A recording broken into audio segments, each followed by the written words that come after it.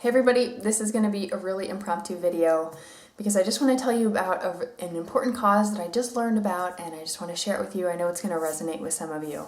So late last night I got a message on YouTube from a longtime subscriber of mine. Her name is Leslie. She doesn't have her own YouTube channel, but I've gotten to know her through comments like over the course of many years. I feel like she may have been with me the whole 5 years at this point. Leslie is a volunteer with a nonprofit organization called Days for Girls. I want to tell you a little bit about what Days for Girls does, and then I will tell you how to help, how you can help today, and hopefully if I get anything wrong or leave out anything really important, or if you guys have more questions, Leslie will be able to kind of monitor the comments below and jump in and feel free to answer some of that stuff for you guys directly. But so Leslie is a volunteer with Days for Girls, and she recently went to the Dominican Republic, but it is an organization that works in like 85 countries and as well as the United States. So it's based in the US and works all over the world, and what they do is provide reusable menstrual products for girls and young women. I know a lot of us here in the community, myself included, reuse or have made the switch maybe to reusable menstrual products as just like a greener, sort of more healthy alternative.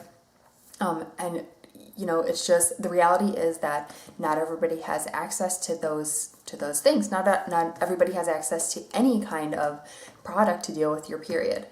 I'm remembering back to like some day in junior high, I started my period at school and I didn't have anything with me, and it was like this big crisis, you know? Like I was so embarrassed, and I like balled up toilet paper, and I think I even went home sick early, you know?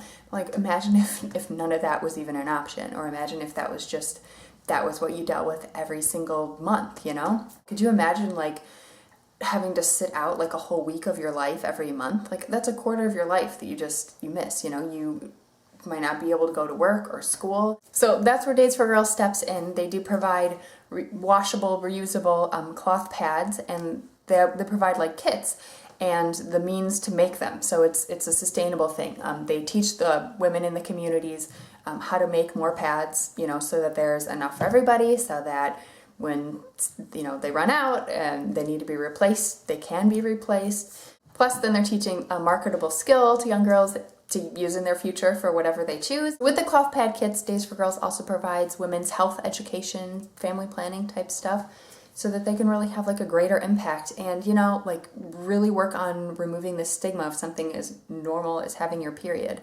I really see it as like an equality thing and just a basic human dignity thing, and I hope you do too. So here is how to be involved in all this goodness. I'm going to have a link below to the fundraising page for Days for Girls and this Revlon challenge. So I'm recording this on Tuesday, October 27th, and in the afternoon of Thursday, October 29th, so less than 2 days away, Revlon is having this fundraising challenge for nonprofits. It's sort of a contest though. Right now, Days for Girls is in 4th place. And if they can be in the top place on Thursday, they will get $1 million to go strictly to their programs. If they make it to 2nd place, they get $250,000 from Revlon, again, to go right into their work. So when you click the link, you're going to see a video on the left side. It's maybe a couple minutes long, and it does a much better job than I could ever do explaining, you know, all the things that Days for Girls does and all of their, all their quantifiables, all the thousands of people that they've worked with, and, you know, exactly what they do for girls. And you actually get to see some of them, so you actually see that impact. It was very moving. I was crying. It's just really good. So if you're not totally sold on this idea yet, like you will be soon, you know? From there, I hope you choose to make a donation. I did. It took me, I think, 2 clicks from that page. Very simple. You do have the option to print a receipt for tax purposes if you want. You also have the option to make a gift in someone else's name. So with the holidays coming up, if you're thinking about making some charitable donations, you know, towards the end of the year, or you would like to make a charitable gift in someone else's name and something you can hang on to and give to them for Christmas or whatever, this is an awesome way to do it. But do it now. You know, if you do it the next couple of days, it's going to make the greatest impact for Days for Girls, and you can check somebody off of your list. Before I made my donation, I did go kind of do some research on Days for Girls, just in case, you know, and everything I found on GuideStar, everything else, I mean, they have very low overhead because it's so volunteer driven. They have a long track record of really, effective work.